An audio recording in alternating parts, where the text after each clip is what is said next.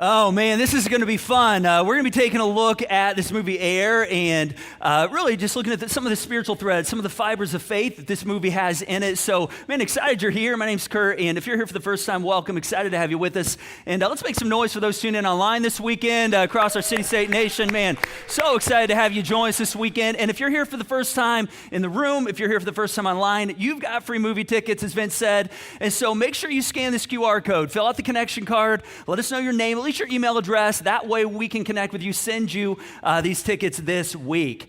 All right, we're going to be taking a look at Air, Courting a Legend. And out of curiosity, how many of us have seen this film, just so I know? Okay, yeah, let's give it up for those that have seen this. You might actually decide, as a result of some of what you're going to see today, to go watch this. Here's the basics. This is it follows the history of the sports marketing executive, a guy by the name of Sonny Vaccaro. And he's in pursuit of what has become the greatest basketball player to ever play the game, Michael Jordan. He's just starting his career. He sees something great in him. And you know, everybody in this film is experiencing some headwind. Sonny, he's had some misses when it comes to talent and choosing talent. Nike is like third in market share at the time behind Adidas and Converse, and they're trying to figure out, okay, how do we kind of push through the challenges that we're in? And then of course you have Michael Jordan, who, if you know anything about his story, he certainly had his share of adversity in his life. And so all of these figures, and even as an organization, are pushing through, trying to figure out, okay, how do we be resilient in the face of adversity? Now, over the 2 or 3 weeks when this film came out, we went to see it, my wife and I, and then we took our kids. Right, kids, you got to go see this amazing movie. They'd enjoyed it. We loved it more because the music. Did you guys enjoy the music in the trailer, by the way? Was that not amazing? Holy cow. Just the 80s music in general. And then my wife and I went out for a date night the next weekend, and there was really nothing else on. So we're like, let's just see Air again. So we went to Flicks and had dinner and watched it again. And then I took my staff team the next week because there are so many leadership principles. So I think I saw it 4 times in the first 2 weeks this movie was out. And so every time I watch it, it grips me. There's something in it. I find myself in the story. And I almost find it therapeutic because, you know, there's something about this storyline, and it kind of just lifts up the plight of the everyday person, the everyday worker, all the way to the plight of a superstar. And one of the things that's not discriminatory, regardless of where you fall in that spectrum, is the challenges and adversity that come our way. And so this is what we're going to look at today. We're going to look at this question: how do I become more resilient in the face of adversity? Because this is a value that I think we all want. And I'm telling you, this makes life so much better when we can do this. So here's a simple definition of resiliency right here. Resiliency is simply bouncing back from disruption. Bouncing back from disruption. Now, all of us have experienced disruptions, even today. You probably had some disruptions today. You certainly probably had some disruptions in your week. This is something for those of you tuning in online. We're not going to be able to hear from you in this moment, but those in the room, just shout out something that you experienced as a disruption over this past week. Anybody have something? Work is definitely a disruption. What else? Weather, yes, weather. Any others? Miss the bus. That creates a disruption for the whole family. You know, we experience disruptions all the time. And we can kind of joke about them. We've got the weather. It's too hot. It's too cold. It's too rainy. It's not raining enough. You know, too much pollen. Work gets in the way of life. Missing the school bus. Car battery isn't performing the way it should. My iPhone, you know, isn't getting service. My battery's dying. The air conditioning went out in our house. I mean, there's all kinds of little disruptions that just create, you know, challenges for us. And then, there's just a wide spectrum. And then we could go a little deeper. I mean, we could get into like relational issues. And, you know, maybe there's something going on with your kids, or perhaps with your aging parents. And maybe you have rebellious kids and aging parents, or rebellious parents and aging kids. Maybe you're dealing with some kind of health, challenge or problem, or a job layoff. I mean, there's a whole litany of disruptions that we experience, and some of them are just little blips in the radar. Others are kind of like mess our lives up for a while. And so again, resilience is just when we have the ability to bounce back through those disruptions. Now, for the sake of conversation today, one of my fears, concerns is that I know some of us are going through some pretty massive things right now. And to think that I'm going to offer any kind of advice or, emotional satisfaction, with some of the more difficult stuff you may be dealing with is kind of silly to think that's going to be the case. But I do want you to know that I really believe God has something for every single one of us, wherever we are in the disruption spectrum. And resiliency is really this ability to roll with the punches. It's this ability to, approach an adverse situation with creativity and positivity and the ability to see a challenge as an opportunity to learn and to understand, okay, what's my role? What's not my role in the midst of this? Now, a couple weekends ago, we had Ann Smith here, an interview with Ann Smith, who's one of my favorite people in the whole wide world. She's 98 years old. Yeah, you can cheer for Ann. Let's give it up for Ann. If you were here, man, Ann was amazing. My wife and I spent a little time with her, and what you often don't hear about is her husband, Nathan. Nathan, just a sage of wisdom as well, he passed away about 20 years ago. And when we were talking with her that afternoon, Ann said, Nathan once said, I want to give you a quote from her husband, Nathan. He said, I can't keep the birds from flying over my head, but I can prevent them from building a nest above me. I'm like, man, that is some wisdom right there. I mean, you can't control the birds going over your head. There's no way to do that. But you can develop some of the things that begin to get built above you, around you, that fence you in, that cause you to feel like I'm being affected adversely and don't have any control over things around me. And so, whether you're someone who considers yourself a resilient person or not, I just want you to know that whatever you're going through right now, whatever disruption you may be experiencing, whether even those little, less meaningful ones, each of those are building something that's actually getting you ready for the bigger ones that are coming. Now, before we kind of dig into this and take a look at what God has to say about this, I want to give us a little word picture here, kind of a visual picture, some charts and graphs, if you will, that I think will help us to better understand how we go through this, because sometimes the visual helps us on this. So we're going to tell this bouncing back, and as you can see, you got the XY axis, and we're going to have morale on the Y axis. We're going to have time on the X axis. We're going to talk about how we feel about life over time. And, the way, disruption happens is there's usually a curve with it. You see curves like this. If you work in finance or healthcare or education or really anything that follows trends, you're familiar with the bell curve or the inverse bell curve.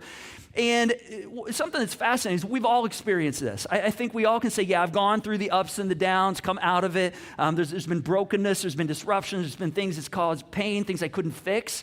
And then I begin to come out on the other side of it. And, what seemed like horrible, and I don't know if I'm ever going to get through this, you begin to have some hope. And then we discover eventually we're better off for it, which is crazy. If you ever have thought, I never thought that thing I'd be better off because of it, that's kind of what adversity does for us. It actually makes us better off. And, somebody came along and said, this kind of process we go through, the challenges, the changes, the trials, it's almost like the 5 stages of grief. And so Elizabeth Kubler-Ross, she created the 5 stages of grief 45, 50 years ago. And she kind of, you can almost lay her principles right over this. And so I want to kind of walk through this real quick, because the first one, just a little blip where you kind of go down a little bit, but you can hardly tell. This phase is usually where we experience denial. And it's almost like you have the little blip, and you're like, did that just happen? I mean, and sometimes we ignore it because we don't feel like it's anything big. In fact, like when COVID set in March 2020, I think a lot of us were like, is this really happening? I mean, surely this isn't happening. It's almost like we were in denial, and then all of a sudden, things just like went down fast, and quickly anger builds in.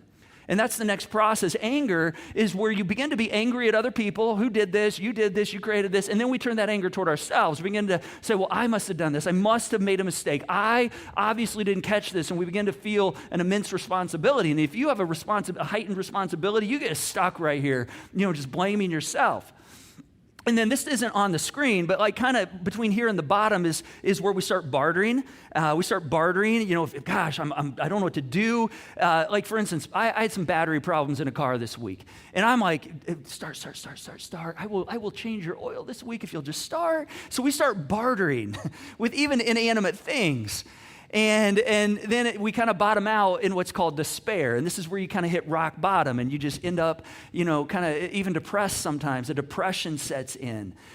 And then as you begin to realize and accept that, you move into what's called the acceptance phase. And this is where you begin to say, okay, I have to accept where I am, but I can begin to see a pathway out. I can begin to see a little bit of hope. and see things in a more positive way, and then you begin to climb out and you get back to where you're thriving. Not just surviving, as we heard earlier, I will survive, and that fantastic. You guys enjoy the cover this weekend? Yes. Woo, man, I tell you what, I will survive, but actually getting to thriving. And what I've discovered is this process is actually a catalyst.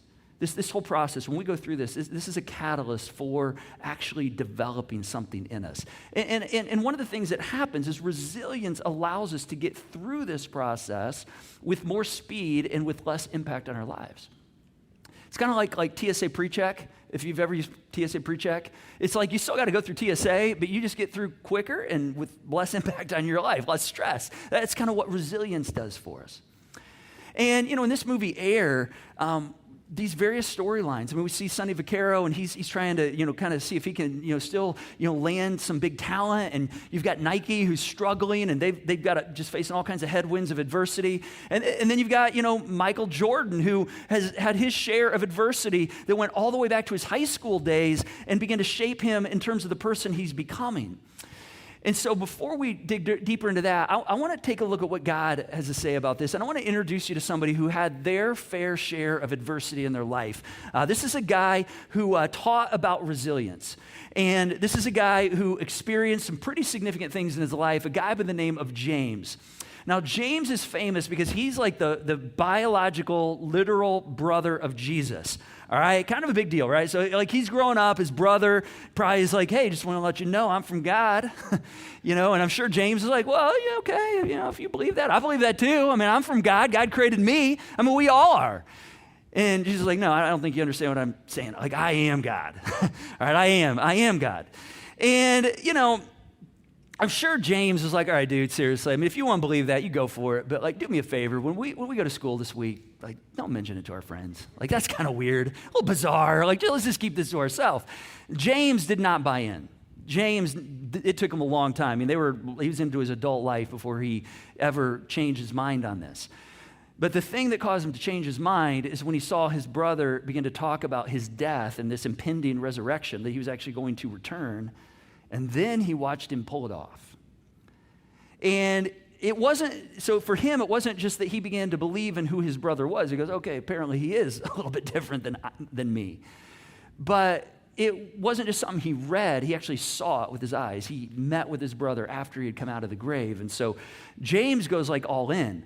And he actually experienced a lot of pain and adversity as a result of that. In fact, somewhere around 62, 66 AD, James was actually martyred for what he believed about his brother.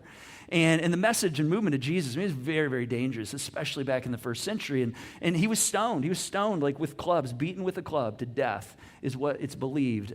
He gave his life because of what he believed about his brother. So this is a guy that knows something about resilience. All right, this isn't a guy who's like, yeah, I had a breakup in middle school, which is a big deal at the moment. He's like, no, I've actually gone through some pretty big deals.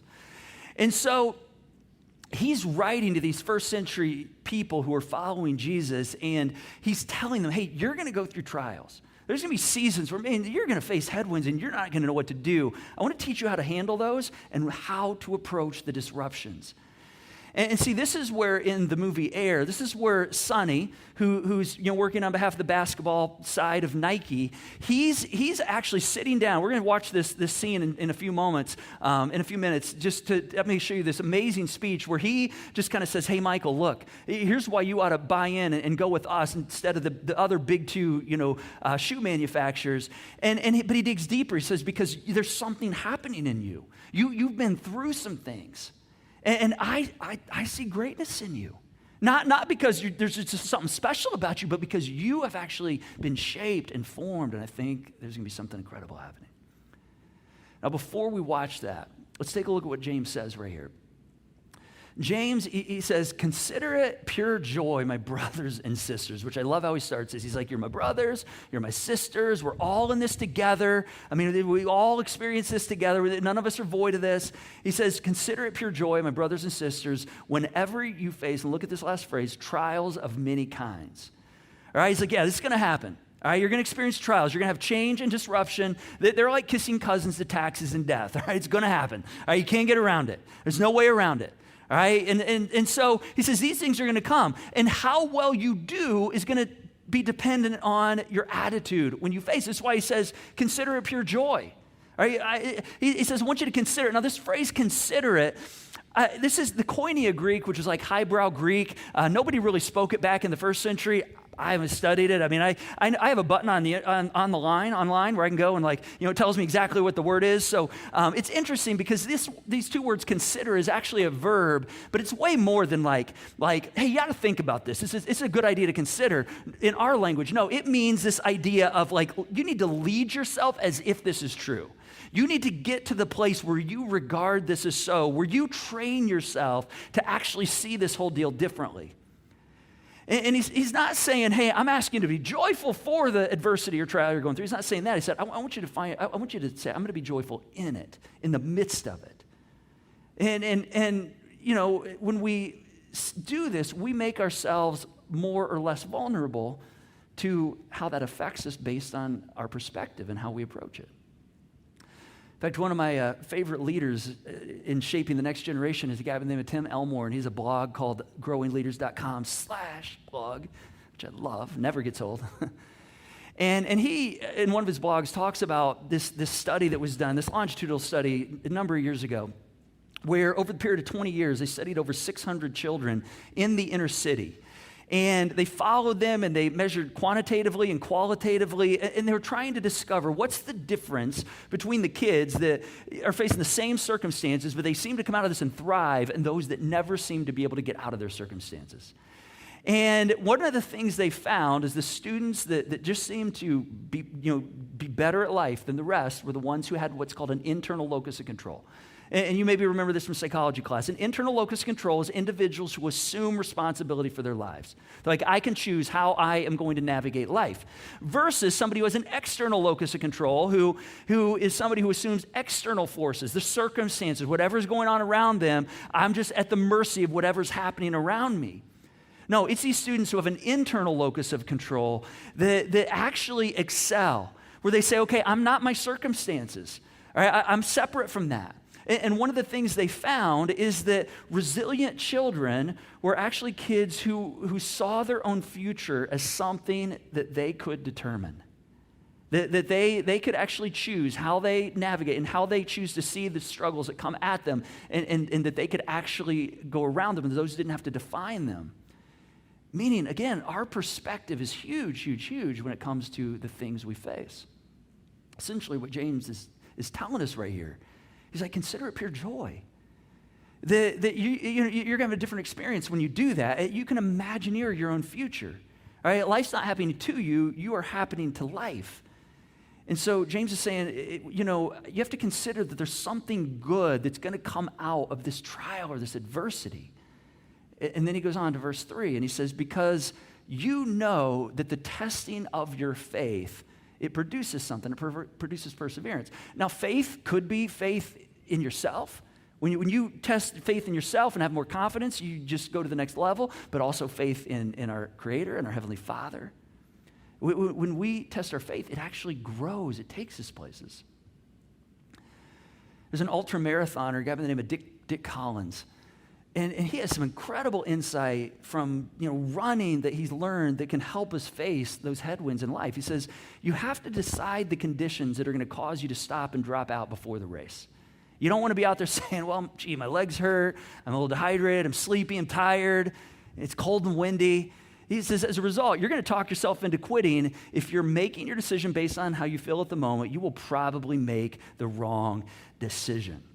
He said, you got to decide ahead of time. I mean, there's going to be headwinds. There's going to be adversity when you're running. Some of you are like, I don't even know why people like that do that. Why do people run? Like why would they even want to be an ultimate marathoner? Because if you're like me, you're like, I jog a few miles a day. But like when I was in high school and I played sports, when we screwed around and got in trouble or we didn't perform well in the game the previous night, what was the punishment? It was endurance running. It was like punishment to run. So it's sometimes why would I do that for fun? But see, these people, listen, they're not going out and being like, man, I want to put one of those 26.2 stickers on my car. They're not doing that. They realize that they started at an entirely different place. They didn't just go out and do 26 miles. They actually started with 1 mile.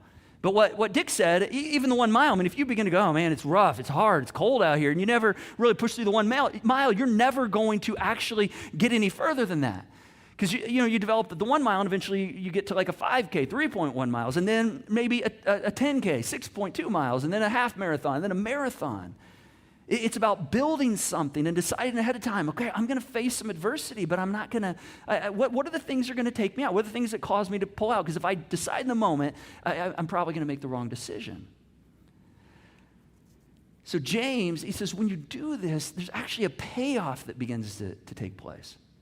He says, if you'll just look at your trials, your disruptions, and say, okay, I'm going to try to find joy in this, it's going to develop this thing in you. It's going to lead to something.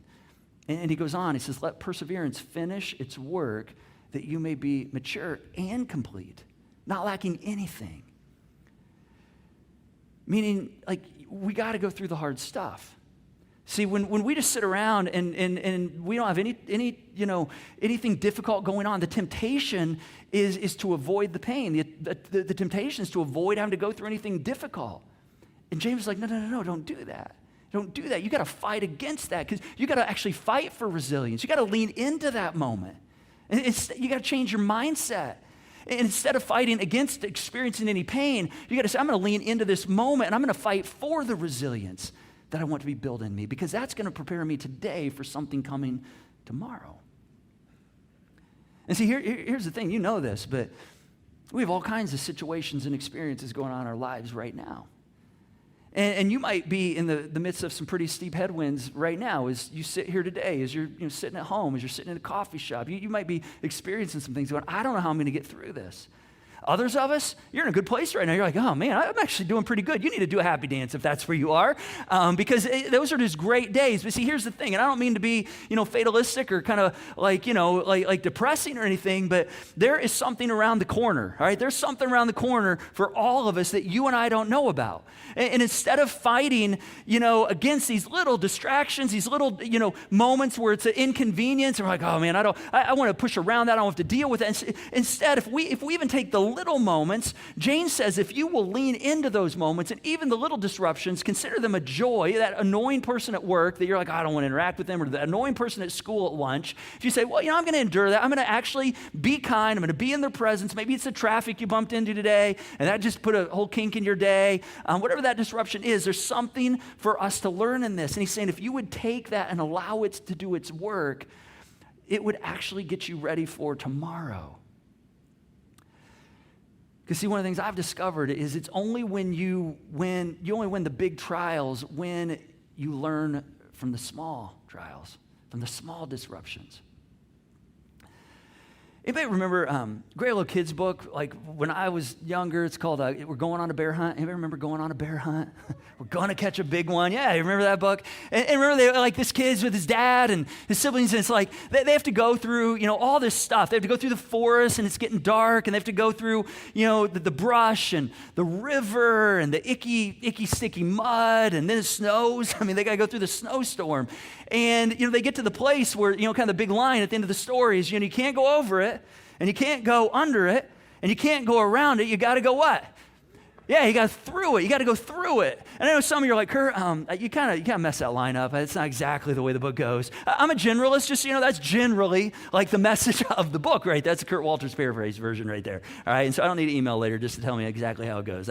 That's the paraphrase. You can't go over it. You can't go around it. You got to go through it. See, the same is true for you and me. All right, everything in us wants to go around difficult moments, around something that just is going to be difficult. But James is saying if you're going to actually get better for it when you go right through it. So this scene is probably one of my favorite scenes in this movie. And this might inspire you to actually go watch it if you haven't seen it. This is where Sonny Vaccaro, he brings Michael and his family in, and he's trying to sell him on why he should choose Nike to go with as his sponsor. So take a look at this. I'm going to look you in the eyes, and I'm going to tell you the future. You were cut from your high school basketball team. You willed your way to the NBA. You're going to win championships. It's an American story, And that's why Americans are gonna love it. People are gonna build you up. God, are they going to? Because when you're great and new, we love you. Man, we'll build you into something that doesn't even exist. You're gonna change the world. But you know what? Once they've built you as high as they possibly can, they're gonna tear you back down. It's the most predictable pattern. We build you into something that doesn't exist, and that means you have to try to be that thing. All day, every day. That's how it works. And we do it again, and again, and again. And I'm gonna tell you the truth. You're gonna be attacked, betrayed, exposed, and humiliated. And you'll survive that. A lot of people can climb that mountain. It's the way down that breaks them. Because that's the moment when you are truly alone. And what will you do then? Can you summon the will to fight on through all the pain and rise again? Who are you, Michael? That will be the defining question of your life. And I think you already know the answer. And that's why we're all here. A shoe is just a shoe.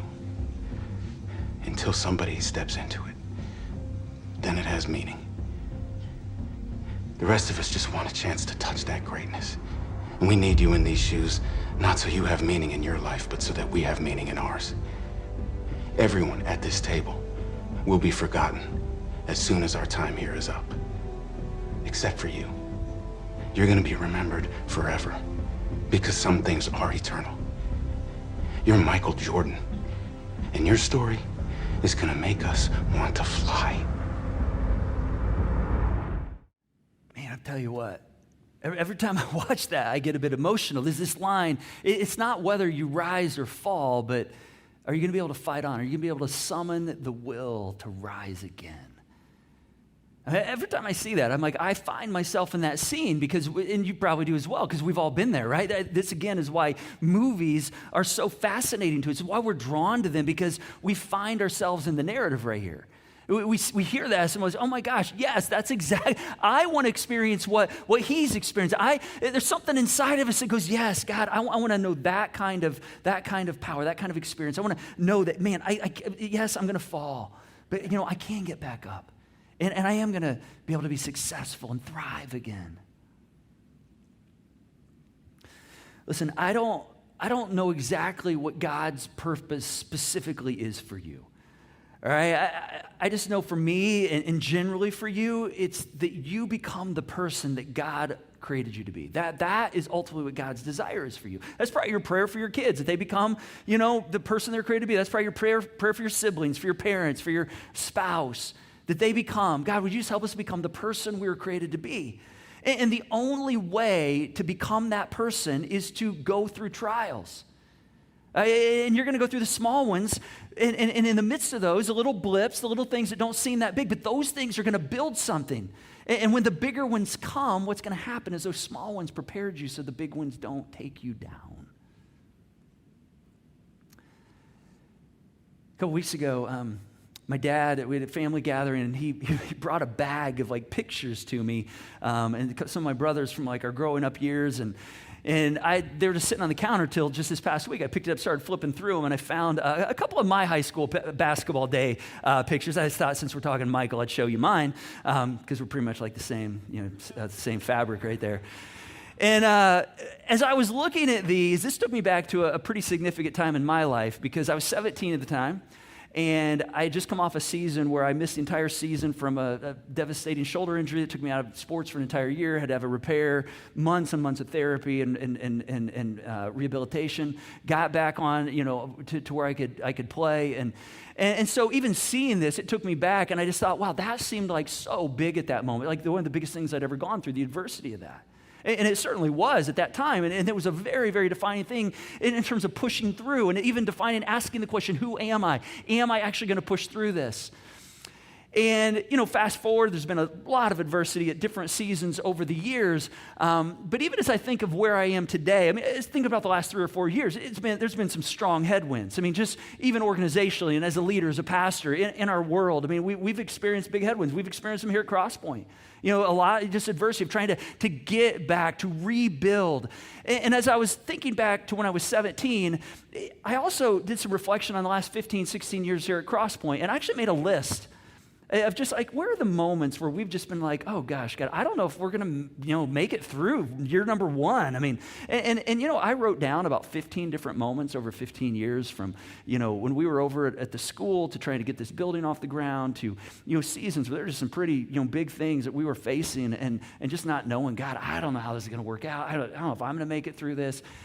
And yet here I am still today. And I thought, I don't know that I would have made it through the past 3 or 4 years, because resiliency doesn't get developed in those moments. It actually happened right there when I was 17 on the basketball court. And Michael's trajectory took a little different than mine, but it happened there. It didn't happen on the big stage.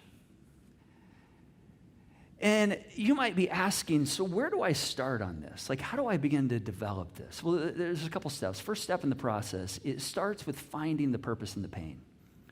Finding the purpose in the pain, finding the purpose in the problem, because when it comes to the bigger ones, the more difficult ones, some of you might be going through some really, really significant disruption right now. If you're going through a massive one, it might not be the best time to find the purpose in the pain. You may need to get just your feet on the ground, get through this moment before you begin to ask that question. For Michael Jordan, it didn't get developed, when he made it to the big time. It got developed when he was on his driveway at 17 after he got cut from the high school team. That's where the resilience began to, in the smaller moments, get developed. See, when the smaller ones come, I've got to say, okay, I got to look at this and say, okay, God, you're using this to grow me. All right, there's almost got to be a change in perspective, if you will. We got to, kind of switch the question, because most people, when adversity comes, there's a question we ask. Most people, myself included, will ask this question right here. Why is this happening to me? God, why is this happening to me right here? God, why am I going through this right here? Why, seriously, you thought this was good right now? What the F were you thinking, God? You might ask that question. Maybe those are just my questions. Those are the questions I ask when the hard things come. Like, what are you thinking, God? What in the world why is this happening? And there's nothing wrong with that. It's just that James is like, I think you ought to ask maybe another question. Take a little different perspective. And so I'd encourage you to ask this question. It's the question of, God, what are you trying to grow in me through this? What are you trying to grow in me? I'm not going to necessarily try to figure out just the cause. We'll spend a little time there, but what is it? What's happening right here? Because whatever's happening, God can redeem it. He can redeem it, and he can bring something good out of it. There's moments where you're going to look back at that moment, you're going to go, oh my gosh, if I wouldn't have gone through that season, if I wouldn't have gone through that when I was 17 years old on the basketball floor, having to be out for a year, go through rehab, I thought my whole life was going to be around sports, having to reevaluate my purpose. If I would have gone through that adversity, I can guarantee you I wouldn't be here today. God used that to build something. But it wasn't just for today, it's for tomorrow. And listen, I don't have to tell you this. You probably feel it every day. We live in a dangerous and broken world. There's all kinds of things around us that can take us down. And I think as modern day people, I think in our modern day, we're more vulnerable than perhaps any time in human history. I think there's more to take us out than ever before. And yet my prayer is that God would just emblazon on our hearts. God would tattoo on our hearts, this idea that even though we may be vulnerable, we're actually stronger than we perhaps ever imagined. Because, see, we have a Heavenly Father who says, hey, I'm not leaving you. I'm here. He's like, I actually sent my Spirit, the same Spirit that rose Jesus from the grave. You actually have access to that. I'm the God of the mountain. I'm the God when things are good. I'm the God of the valleys. I'm the God of the bad. And Jesus even reminds us of this. Now, sometimes we hold on to promises that Jesus never said, were like the things we thought Jesus said. Like sometimes we're like, I thought you said, God, that if I follow you, everything's always going to be great. Everything's always going to be the way I want it to be. That was last week, and that was the Barbie movie, by the way, because that's Barbie world.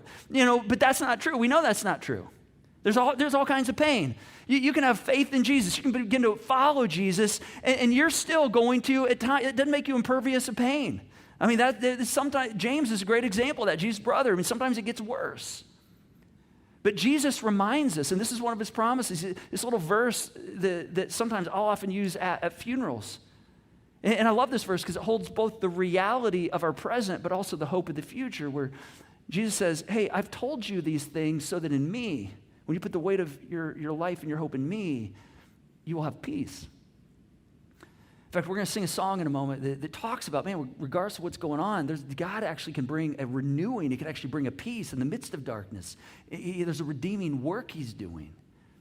And then he goes on and says, oh yeah, by the way, in this world, you're going to have trouble, by the way. He didn't say you might. He said, you will. He said, yes. And we get that. We're like, God, I don't disagree with you. I've had my share of trouble. We all agree, we understand that in this world, we're going to have trouble. But then he gives this little phrase right here, 3 little words. He says, but take heart. In other words, he's saying, be encouraged. He says, take heart. And then he gives us 5 words right after this. And these are 5 powerful words. He says, for I have overcome the world. And when Jesus said this, his team, his disciples had no idea what he was talking about. They hadn't seen him die and be resurrected. They had no clue what he was referring to. They didn't understand the reality. He's just begging them. He's challenging them. Listen, trouble's coming. When you experience trouble, take heart. Recognize I'm doing something in it. I'm doing something in you. I didn't cause it. I hate that it's happening.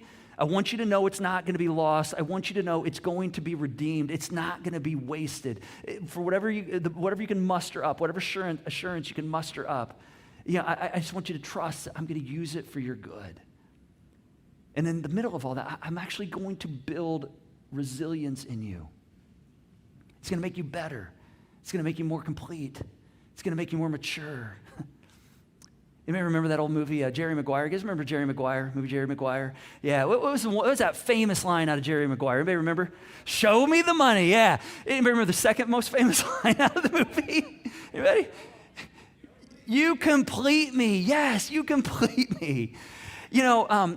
As I was thinking about this, maybe that's what God wants to do with our trials. Maybe, it sounds crazy, I know, but maybe he wants us to look at our trials and go, you know what, I hate you. I hate the trial. I hate the thing I'm going through. All right, I don't want you in my life, but guess what? You complete me. You actually complete me, because where I'm going, I've got to go through it in order to be developed for the next thing. See, I don't know why, you might be having to be facing moving. I don't know why maybe your job is difficult or lost, or why you wish you could find another one and you can't. I don't know why the finances are in trouble. I mean, there's a lot of questions that we can't fully answer. What I can tell you is God will use it. God will use it, and the pain and the struggle, he will complete you as you go through this. Because here's the thing, building resiliency, it doesn't happen passively.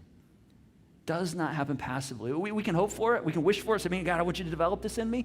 We can wish there's some magic pixie dust that can just be sprinkled over us and make it happen. But you got to fight for it. You got to not back down. You got to stand up. You got to step into it.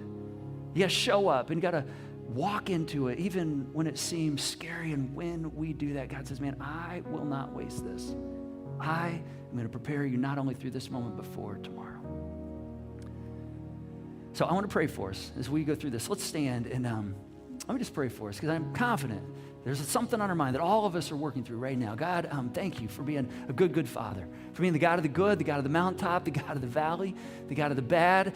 In the midst of those things, you promise us you will not waste any of those moments. And if we're going through something pretty massive right now that's created some pretty big disruption, we're not even sure what the end result's going to be. God, I just pray that we would just see your hand in it. We'd be able to see your redeeming work. And God, for those of us who perhaps have just been experiencing some disruption, help us to pay attention. Help us to pay attention to the little moments and to not actually avoid them, but to say, okay, God, what do you wanted to teach me right here? And perhaps maybe even some of us were ready to say, Jesus, I want that kind of peace. I mean, I'm going through some stuff, and I want to know the peace you bring. And I want to trust you. I want to put the weight of who I am in you. You said, if you trust me, you'll have that kind of peace. And if that's where you are right now, you can do that right now and know that as you're receiving that from your Heavenly Father, through Jesus, he's receiving you. And so Jesus, I just pray that you help us to become the people you create us to be. And we know to do that, we've got to go through the trials. And so just encourage our spirits right now, encourage our hearts, remind us that your power is greater than ours and that your spirit is available. We just want to feel that. I pray there's a fresh wind of that blowing through our lives, through our circumstances, and that you would develop us in the process. And we pray these things, Jesus, according to your character.